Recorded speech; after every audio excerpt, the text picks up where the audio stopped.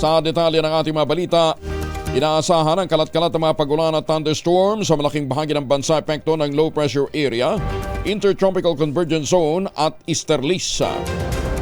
Ayon kay Chanel Dominguez ng Pag-asa, huling namataan ang LPA sa layong 375 kilometro southwest ng west-southwest ng Aburlan, Palawan o 295 kilometers south-southwest ng Kalayaan, Palawan.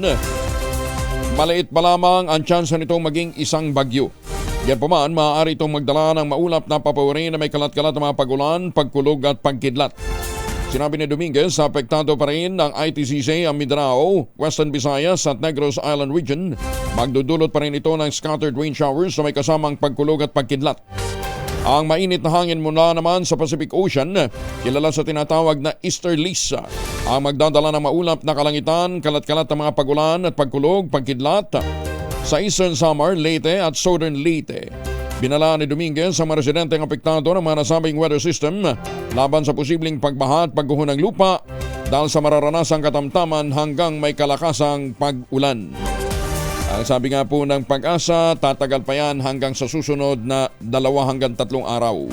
Si Chanel Dominguez mula po sa Pag-asa, kasama na natin. Ma'am Chanel, good morning. Magandang umaga din po sa inyo, Sir Angel, at magandang umaga din po sa mga taga-subaybay po natin. Para sa ating weather update, wala na tayong minomonitor na low pressure area dito sa loob ng ating Philippine Area of Responsibility.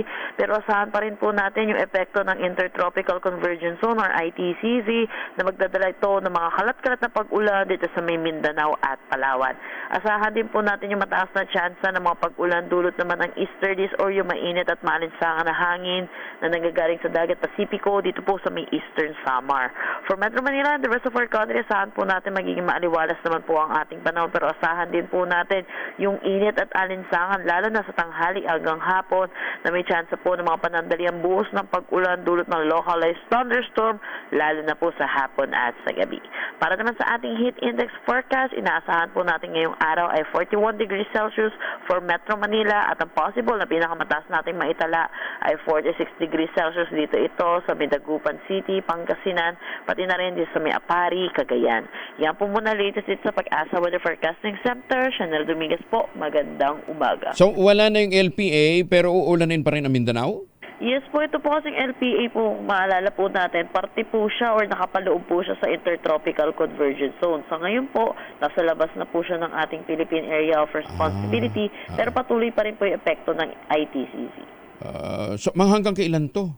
Kita po natin, possible po sa susunod 3 araw, may epekto pa rin po yung Ganon? ITCZ po. Hanggang ika-4 na araw? Kung nga, tindi ng kulay pula doon sa may bandang Mindanao. Ay, yes po. Tapos may paparating pa na nasa bandang ibaba. Ayun po, sa tinitingnan po natin, cloud cluster pa lamang po ito sa ngayon po, pero patuloy po natin binabantayan.